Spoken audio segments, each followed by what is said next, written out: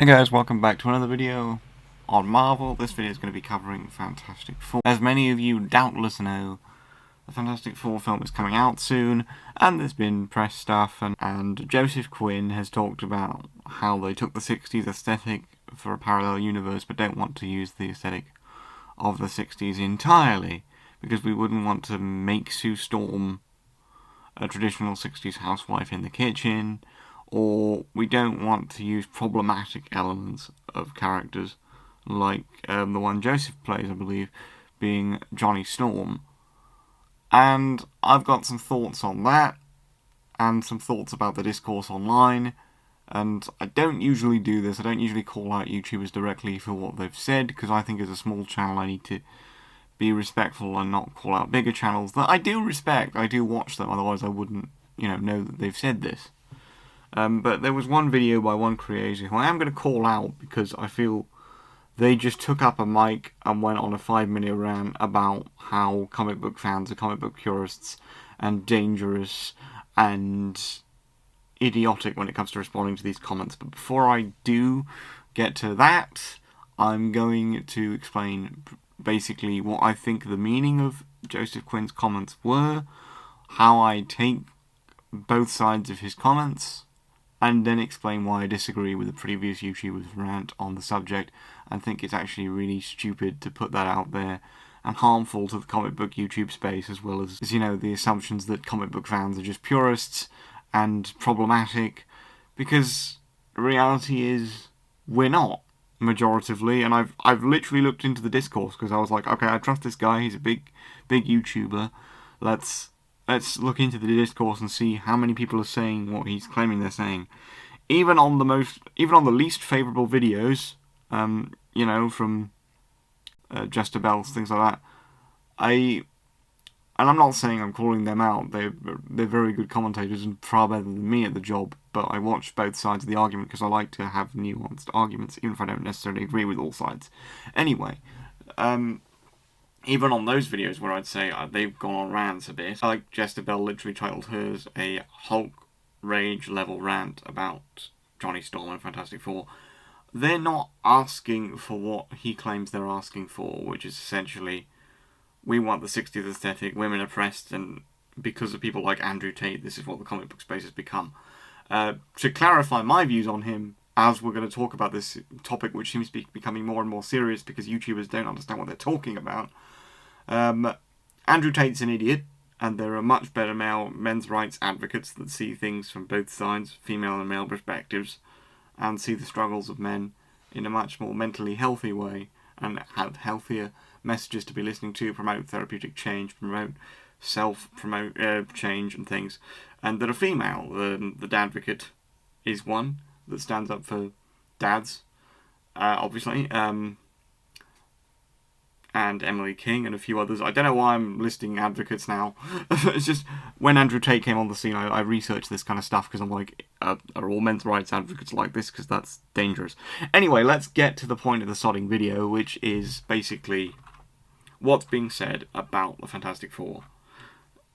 So what's being said about this is essentially Joseph Quinn made some comments which boiled down to, we didn't want to do certain archetypes of the 60s aesthetic.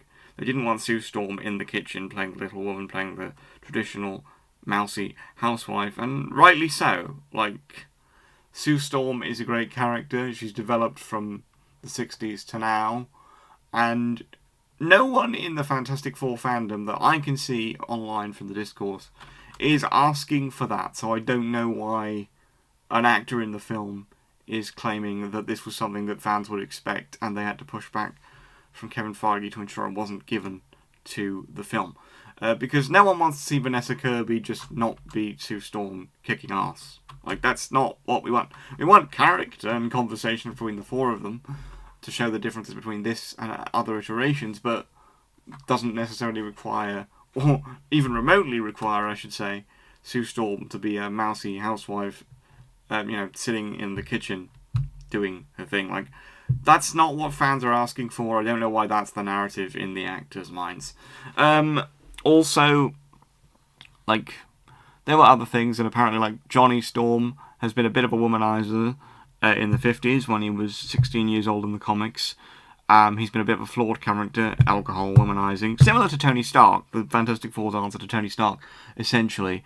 And this is the part of the comments where I'm a bit like, okay, because it gets a bit weird. Basically, they're saying that archetype is harmful and has been done to death, and there's nothing useful to get out of that arc, and we can't do that arc in 2025 because it's problematic. It was essentially the essence of Quinn's comments on Johnny Storm. And I'm just like, okay, so you're saying the arc that founded the MCU, the whole Tony Stark being a flawed weapons manufacturer, demon in a bottle storyline hints in Iron Man 2, to the progression of the entire MCU, with how he changes and how he interacts with heroes. And the core of the story for the first saga was Tony Stark, and everyone else's story was tie-ins around him, whilst also establishing their own personalities and their own space. You know, essentially it was tie-in comics, and Tony Stark was the leader of the Avengers. The Avengers were the heart of the MCU. And there were other teams, because obviously more heroes meant more money. So if we're talking about comics, it was all tied around him, and they were all tie-in comics linking to eventually a big overarching story with a few weird and wacky spin-offs thrown in, with other teams thrown in, with new characters thrown in, to break it up so it wasn't just Tony Stark all the time.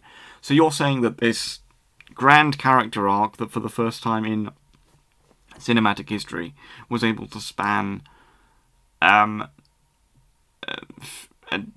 decade of movies, basically, and God knows how many movies, I've lost count, up until Endgame, where he sacrifices himself and does the sacrifice play that Steve Rogers said he would never do.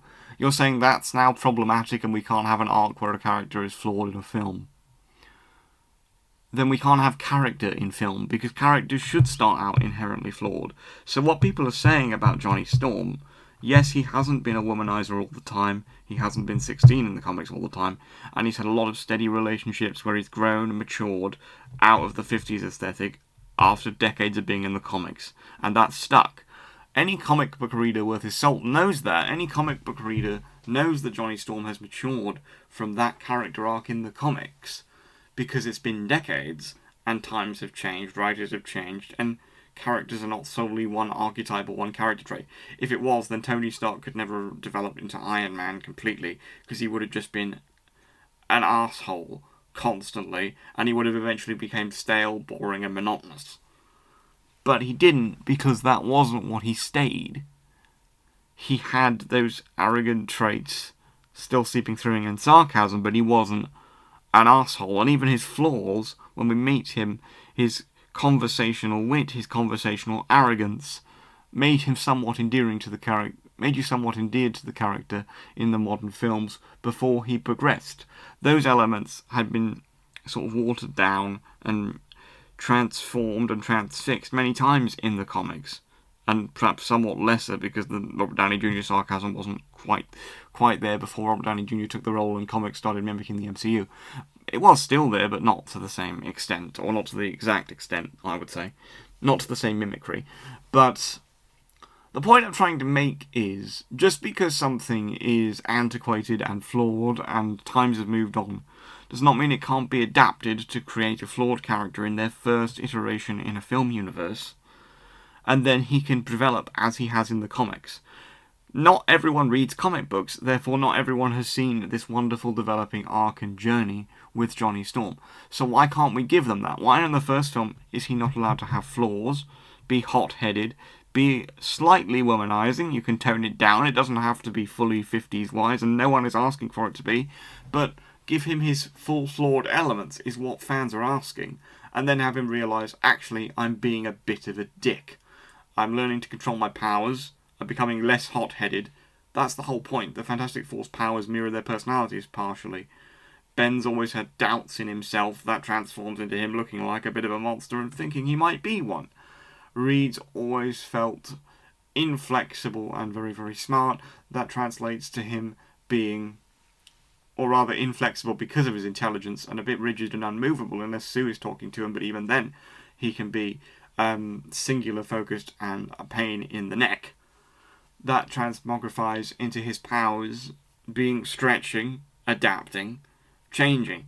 And with that, his personality flow goes from stage to stage. It's not quite as rigid, and unmovable as it was. It's still very much nerdy and intellectual, but he's not quite as heavy-hearted and rigid and unmovable. Do you see what I'm getting at there? Sue sometimes feels not seen by the world and not seen by the person that she cares for most, being Reed, and her family are a bit chaotic with Johnny being her brother. So she gains the power of invisibility, learning to use that as a strength, and women weren't seen very much in the 60s, hence that was her power.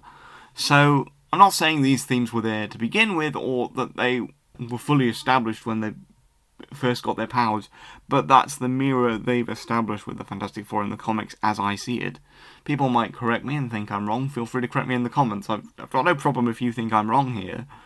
But it annoys me because this is just translated to people want to see Andrew Tate levels of Johnny Storm because Andrew Tate's corrupted the comic book space, and look how toxic every online discourse is. Online discourse can be toxic, I'm not going to doubt that. Andrew Tate's a dickhead, I'm not doubting that. But that doesn't mean comic book fans listen to him. I don't know what Armin from Comic Book Cast 2 was saying in his little 5-minute rant video. Go look it up for yourselves if you want to basically agree with me. But want to agree with me or not, go and look the video up for yourselves. Comic Book Cast 2 is the channel. I have great respect for Armin. They report everything they can, rumours, and try and verify them as much as they can and give their honest perspective. But on this one, I think they're dead wrong. Because no one, what I can see from the discourse, is asking for Johnny Storm to be a womanizer on the level of Andrew Tate and essentially be a prince for the manosphere, as they call it in the men's rights advocacy thing. No one is asking for that. We're asking for him to be a pampered, hot-headed little idiot who is a bit of a womanizer because he uses his powers to show off, realises that that's wrong, realises, hey, I shouldn't be a dickhead, and then calms down a bit, but is still quite hot-headed in battle and doesn't always think before he jumps into a fight. Because he's still hot-headed, he just becomes less of a womanizing dick. And he doesn't have to be a fully womanizing dick. It would actually be quite timely, I think, to see Johnny Storm go through that arc. Yes, okay, I think the actor is 25 and the character is 25. In the context of the film, he's not 16. So you don't need to put it on quite... You don't need to put the bravado on quite as much as Johnny Storm's bravado is on when he's 16, but it's still there when he's 25, and he was still a womanizing dick for decades in the comics, so it still could work. And I think with things like adolescence, with the movement to get things, you know, away from the possible dangers of people showing off the benefits, quote-unquote, of such a lifestyle of Andrew Tate and him lording his money and treating women like property, which is bullshit, by the way. Complete dickhead. Anyway, the point I'm saying is, it would be quite timely, wouldn't it, to see a hero struggling with that because of immaturity, and then realising, hey, I can't be a dick. He doesn't have to go to full-on levels of YouTube sphere worshipping dickheads or something like that. But he could at least be like, flirting with everyone, making his girlfriend uncomfortable. She brings it up. He brushes it off because he's being a bit of a dick and hot-headedness. And then he goes through a life-changing experience in the course of the film, realises that he's pissing off people around him and his powers aren't an excuse for that, and then changes. We're not asking for him to be a womanizing dick throughout the entirety of the films, or whatever he does in the MCU in Doomsday and post that. We're just asking for an arc of change to happen. And if you're saying that that particular arc of change is damaging, dangerous, and can't happen in 2025, then you're essentially saying the similar arc of change, with Johnny Storm being the miniature equivalent, I suppose, to Tony Stark in this situation for the Fantastic Four, as the growth he's gone through in the comics for decades. You're saying that the same arc of change that was the staple, the beginning of the MCU, and the main through line, and the main through line character until the Infinity Saga and Endgame ended, you're saying that that couldn't happen in the modern day because it's problematic. If you're saying the male character you founded your universe on can't have very relatable male flaws, especially in the modern day, more relatable than ever, with men's rights advocates from all sides telling men how they should be, and men being very confused, especially young men. I think myself and older generations are confused. We're just like, okay, well, we'll be respectful, we'll act like we'll act very genuine, and we won't be dickheads. That's kind of like what my generation think. I believe. If I'm wrong, then correct me. Being a 27-year-old, I could be wrong. Again, I'm encouraging debate here. I'm not saying that you have to agree with me. I'm just saying this boiled my piss. Because you're acting as if all comic book fans essentially just want Womanizing Dickhead to be Womanizing Dickhead and ignore the growth he's shown in the comics. No!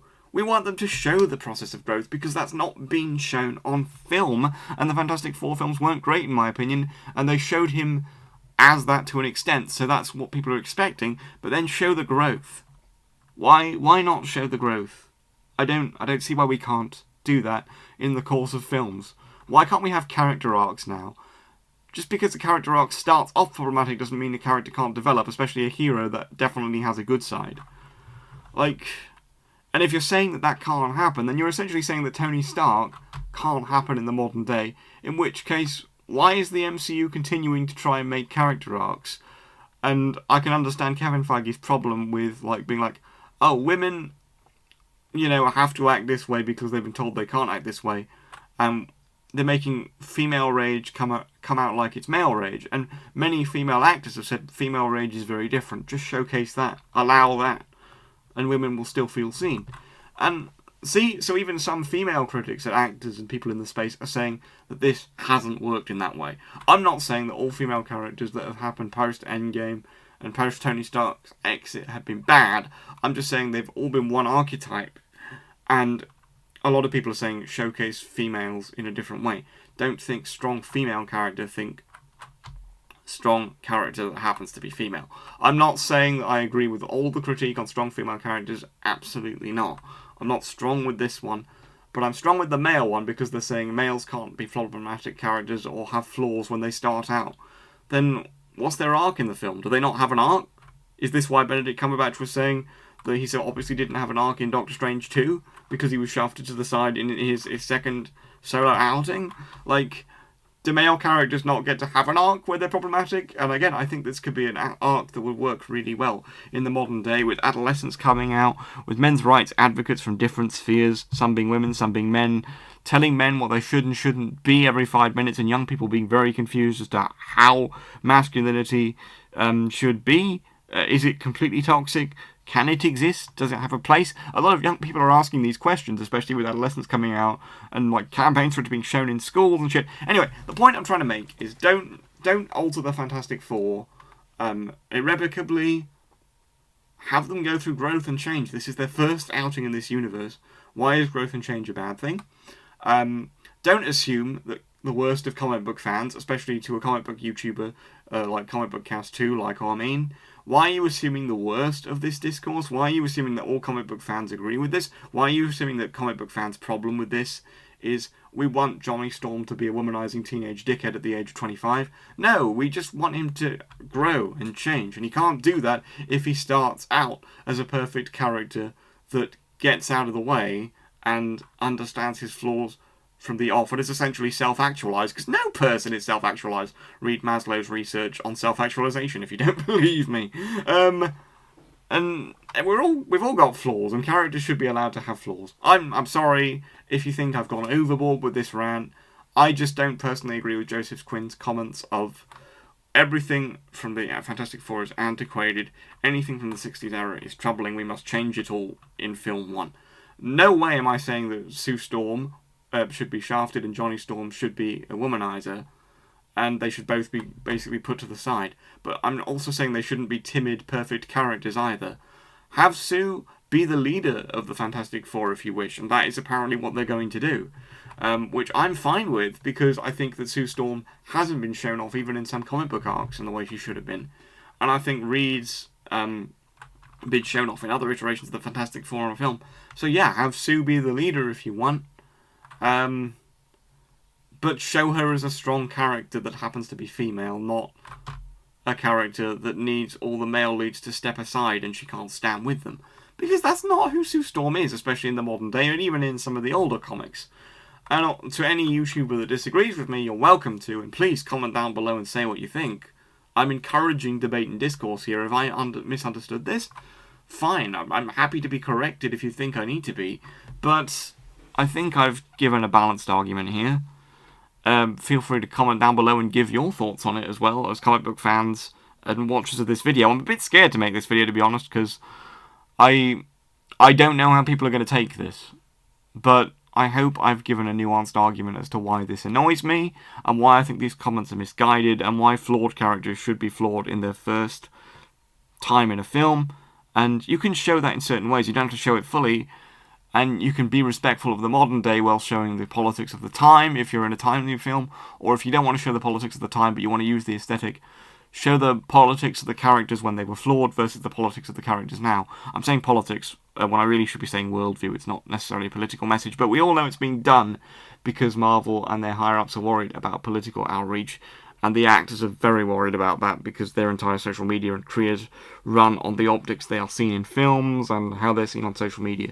So I understand the actors' concerns, I just feel they're misguided, and characters can be flawed and go through arcs, and we should encourage that.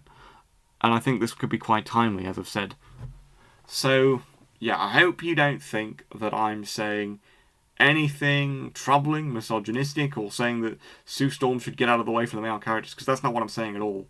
I'm just saying I hope they write Sue Storm as a fully fledged character that happens to be female, and I hope she could stand beside the male leads leading the team. I'm happy with her leading the team. I hope she can, and I hope that Johnny Storm can be a flawed version of Johnny Storm starting out, that then progresses to something, because that's how growth and change should work over story arcs. This is a basic tenet of stories. If you have the character be perfect and able to do things, it gets boring very, very quickly.